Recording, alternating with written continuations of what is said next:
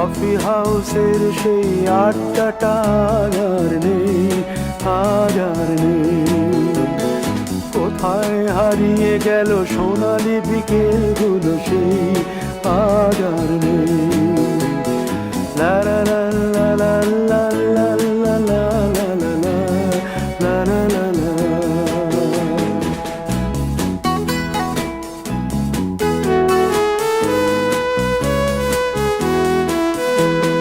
নিখিলেশ প্যারিসে, মইদুল ঢাকাতে, নেই তারা আজ কোনো খবরে।